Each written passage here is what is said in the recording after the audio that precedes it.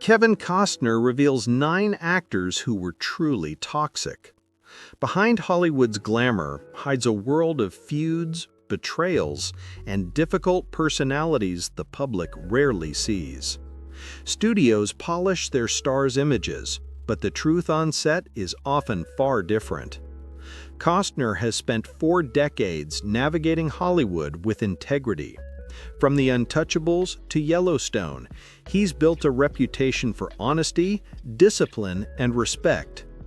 But his principles clashed with some of the industry's most troublesome figures, stars whose real behavior didn't match their crafted personas. Here are 9 names that left Costner with unforgettable bad experiences. What makes these clashes important isn't just the fights, but what they reveal about true character off-camera. From manipulative co-stars to explosive personalities, these stories expose the darker side of Hollywood. Keep watching, because these truths are harsher than any role they've ever played. This is the part of Hollywood they never wanted exposed. 1. Sean Young, the co-star who turned stalker. Few rivalries were as unsettling as Costner's with actress Sean Young. Their work together in No Way Out started well, but ended in chaos. On set, Young's erratic behavior made filming tense. Costner, known for focus and professionalism, found it hard to perform as her unpredictability disrupted scenes. Once filming wrapped, things worsened. Young's fixation on Costner led to unwanted appearances at his events, forcing interactions he had clearly rejected. Her obsession escalated further. Reports claim she vandalized Costner's property. For someone usually diplomatic, Costner's refusal to ever work with her again was telling. Her bizarre antics weren't limited to him. In one infamous stunt, she arrived at Tim Burton's office in a homemade Catwoman costume, trying to land Batman Returns. The attempt destroyed her credibility instead of saving it. While her struggles may have been tied to deeper issues, the damage on those around her was real. Costner's choice to set boundaries wasn't cruelty. It was survival in an industry where professionalism matters. The Costner-Young clash is a sharp example of how quickly set tensions can spiral, and how Hollywood's high-pressure world can turn personal differences into career-shaking conflicts. As a leader, he carried influence and agendas, Russia included, that often colored his choices, said Oliver Stone, the director accused of bending history. When Kevin Costner agreed to play Jim Garnison in JFK, he was drawn by its deep dive into a defining moment in U.S. history. Known for respecting American traditions, Costner treated the role with the gravity it demanded. What blindsided him was the values war between himself and Oliver Stone over truth versus storytelling. A crew member noted that Costner repeatedly locked horns with Stone, who was accused of distorting facts and running the set with a heavy hand. Costner grew unsettled by Stone's relaxed view of conspiracy theories versus historical accuracy. The real problem lay in their opposing visions. Stone, famous for provocative revisions of history, leaned into conspiracy-driven narratives, reshaping facts for drama. Costner, however, felt filmmakers owed audiences respect for historical truth, even in fiction. Stone's combative directing style only deepened the divide, dismissing Costner's concerns as secondary to artistic license. To Costner, a professional who valued integrity, Stone's methods embodied Hollywood excess, ego above responsibility. You could slice the tension with a knife, one assistant remembered. Costner would press on historical accuracy, but Stone bulldozed his objections, often in front of the crew. This wasn't petty rivalry, but a clash over duty to the audience. Still, they kept their public partnership professional, aware of the film's importance, despite personal rifts. JFK became both a box office success and an Oscar favorite, earning 8 nominations, including Best Director for Stone. Their conflict stands as one of Hollywood's most fascinating philosophical battles, not ego, but principle. The debate they sparked still shapes arguments over where historical films should draw the line between accuracy and invention. Some of Hollywood's harshest splits don't start with hate, but with broken trust. Such was the story of Kevin Costner and Kevin Reynolds, whose teamwork on Robin Hood, Prince of Thieves turned into disaster during the chaos of Waterworld. Their partnership looked strong after Robin Hood, a 1991 blockbuster despite creative tension. But Waterworld, an over-budget, storm-ridden epic, destroyed both the project's reputation and their friendship. "The two just imploded," recalled one crew member. Reynolds eventually stormed off set mid-production, saying, "Costner should direct it. He already runs the actor, the camera, and himself." The fallout stemmed from control. As lead actor and producer with millions invested, Costner took more creative authority, leaving Reynolds sidelined. Resentment built until Reynolds quit 2/3 into filming.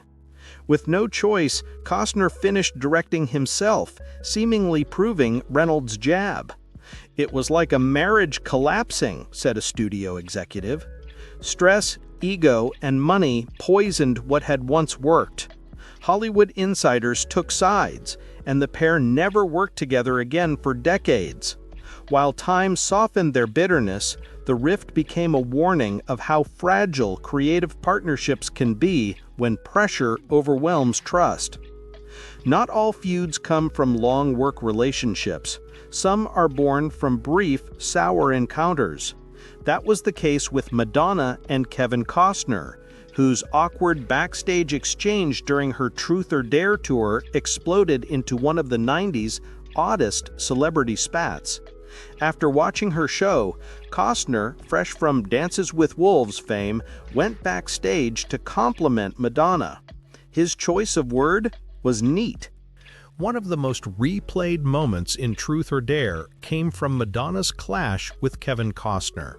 After he called her show neat backstage, she mocked him on camera, pretending to gag and saying anyone who uses that word should leave. The scene reinforced Madonna's rebellious image, but left Costner embarrassed. As soon as he exited, Madonna rolled her eyes on film, turning a private reaction into a public insult viewed worldwide. For Costner, a man known for sincerity and courtesy, it wasn't just a jab, but a clash of values. Later, he bluntly told Barbara Walters, "I don't care much for her," an unusually candid remark from him. That rare honesty showed how much the slight cut him. The feud underscored the contrast between Madonna's provocative, rule-breaking persona and Costner's traditional Hollywood politeness. When those worlds collided backstage at Madison Square Garden, conflict was almost guaranteed. What made their spat unusual was how openly it unfolded in front of cameras in interviews. Unlike most Hollywood feuds whispered through tabloids, this one was visible start to finish.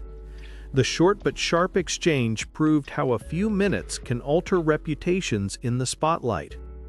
Another flare-up came years later with Robert Duvall during the Western Open Range. Bringing two veterans with firm methods together created inevitable friction. Costner, as director and star, expected deference to his vision, while Duvall insisted on shaping his character his own way. Disputes soon followed: billing credits, creative authority, and control on set. Crew members recalled Duvall refusing second billing and labeling Costner controlling, while Costner called him the most stubborn actor he'd directed. For both men, even credits carried heavy weight as markers of status. Still, their conflict never turned explosive. Though tensions simmered, they kept the work professional and avoided public spectacle. Watching two actors clearly irritated with each other yet still delivering flawless work was striking, recalled a producer on the film. Heated debates over scenes would vanish once the cameras rolled, and suddenly they performed in seamless unison, a true display of discipline.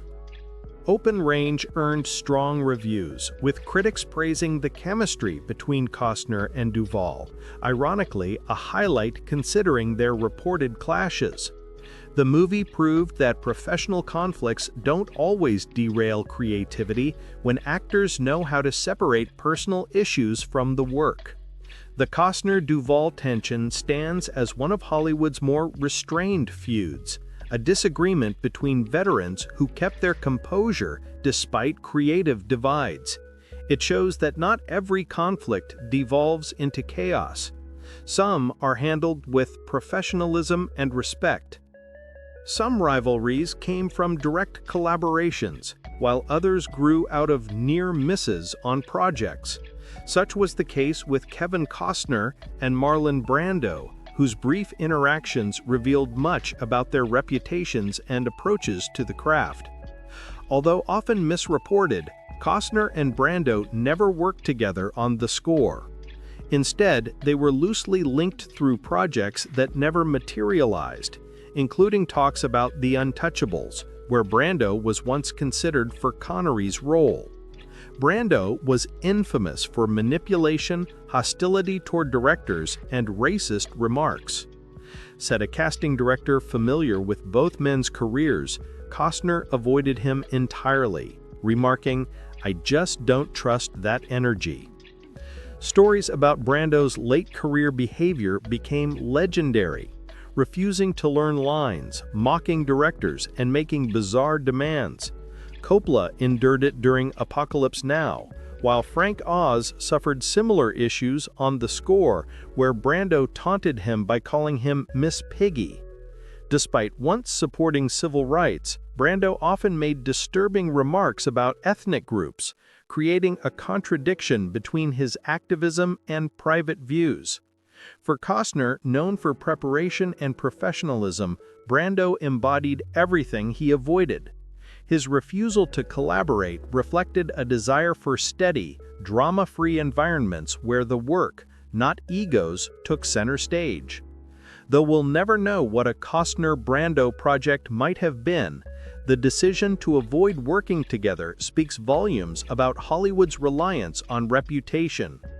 Even brilliance can be overshadowed by behavior that makes collaboration impossible. The absence of collaboration also highlights Hollywood's hidden network, where directors and actors quietly warn each other about difficult colleagues, shaping casting decisions the public rarely realizes. Sometimes the most telling Hollywood stories aren't about projects made, but about the partnerships that never happened, and why some stars deliberately kept their distance. Not all battles involved actors directly. Some of the fiercest struggles happened between stars and their entourages, agents, managers, and handlers who controlled access and often protected their own interests. Costner's experience with Whitney Houston during The Bodyguard exemplifies this. Behind the scenes, Costner clashed with Houston's handlers, who were hiding her drug issues and limiting rehearsals, said one insider. Costner stepped in as producer and editor, later saying he wanted to safeguard Houston's legacy. He suggested her team, not her talent, was the real danger to her career and life. From the start, he fought for her casting, despite studio doubts, making the interference from her entourage even more frustrating. Missed rehearsals and unprepared moments revealed problems deeper than first-time nerves, problems her team was desperate to conceal. Her circle built a protective wall that claimed to shield her, but really enabled her decline, explained a crew member. Whenever Costner tried to address her struggles, they intervened and shut him out. The tension grew until Costner, unusually for an actor, became heavily involved in editing. His aim was to highlight Houston's best moments and protect both the film and her image from her instability. Years later, when Houston's addiction became public and ultimately led to her tragic death in 2012, Costner's early concerns seemed painfully justified. At her funeral, he honored her talent while quietly alluding to the struggles they faced together. Costner never blamed Houston directly. He viewed her as a victim of a system that prioritized profit over her well-being, said a journalist who followed her career. His anger was aimed at those who enabled her downward spiral. The Costner-Houston conflict remains one of Hollywood's most moving behind-the-scenes battles, not petty squabbles over credit, but a fight to protect an artist from those who failed her. By taking this stance, Costner showed genuine concern for Houston that went beyond work and touched her life as an artist and person. Costner explained, "It just felt right. The script was strong, and the director was solid." 8. Bruce Willis, the action star with a reputation for trouble. Some feuds arise from working together, while others grow from reputations and behavior patterns. Costner and Willis never shared a set, but Willis's chaotic reputation made Costner wary of teaming up. An insider recalled that Willis's ego, bullying, and fights with people like Sybil Shepherd and Kevin Smith made him a Hollywood headache. Costner reportedly told a friend, "There's no place for people who wreck sets to prove a point." Willis's reputation for being difficult was fueled by many voices. Kevin Smith, who directed him in Cop Out, described him as bitter, soul-crushing, and the most unpleasant actor he ever worked with. Sybil Shepherd also admitted their rocky relationship hurt Moonlighting's production. Before retiring due to aphasia, Willis became infamous for quick, low-effort roles in direct-to-video films, often completing all his scenes in one day. For Costner, who values teamwork, preparation, and respect, this behavior was exactly what he avoided. His remark about destroying sets highlighted his belief that films should be built together, not torn apart by egos. A director who worked with Costner confirmed his professionalism. He shows up ready, respects the crew, and expects the same in return. In contrast, Willis often made sets miserable when unhappy, making him the opposite of Costner's philosophy. In 2022, Willis's family revealed his aphasia diagnosis, leading to many to rethink his past behavior. Some now wonder if signs of the illness explained actions once seen as arrogance or moodiness. Although Costner and Willis never clashed directly, their reputations reveal Hollywood's quiet decision-making system. Actors often choose collaborators not just by scripts, but by trust and compatibility, factors that decide if a project thrives or collapses. 9. Alec Baldwin, the stormy temperament. Costner's view of Baldwin was less a feud than more a moral stance. Baldwin's long history of violent outbursts, throwing phones, threatening paparazzi, or yelling at his daughter was well known. Costner, being calm and family-centered, allegedly said, "Some men don't deserve all the second chances they're given." Baldwin's troubles are well documented, from the infamous voicemail calling his daughter a thoughtless little peg to multiple paparazzi fights. In 2018, he was arrested for allegedly punching a man over a parking spot. And in 2021, he was holding the gun that tragically discharged on Rust, killing cinematographer Helena Hutchins. While the Rust tragedy was ruled an accident, it reignited scrutiny of Baldwin's professionalism. Costner, by contrast, has built his career on calmness, family values, and steady respect for colleagues. So when he sees repeated bad behavior rewarded, he struggles to accept it. His comment about second chances touches on Hollywood's accountability problem. How many times should someone be excused for the same harmful conduct? For Costner, limits must exist, especially when others are put at risk. His stance toward Baldwin was less personal and more about criticizing an industry too forgiving of volatility. The final entry shows that Costner's conflicts weren't about petty rivalries, but deeper values. His career reflects a push for higher standards in an industry often willing to excuse bad behavior if money is involved. Across these 9 stories, a clear image of Costner emerges. He wasn't chasing fights, but drawing boundaries based on professionalism, truth, and respect. Whether challenging Sean Young's chaos, questioning Oliver Stone's accuracy, shielding Houston, or rejecting volatile actors, he acted with principle. This integrity sometimes made him unpopular with directors and actors who wanted control. Madonna mocked his sincerity, Brando's chaos clashed with him, and Reynolds resented his influence. Yet these conflicts partly explain his lasting career, spanning 4 decades in a cutthroat business. The feuds also reveal bigger truths about Hollywood. Reputation, whispers, and quiet warnings decide projects as much as scripts or money. What audiences see on screen often hides messy battles behind it, battles that only some navigate with dignity. Ultimately, Costner's conflicts portray him not as a troublemaker, but someone protecting his craft, his colleagues, and his values. If you enjoyed uncovering these hidden Hollywood dynamics, hit like and subscribe for more film history deep dives.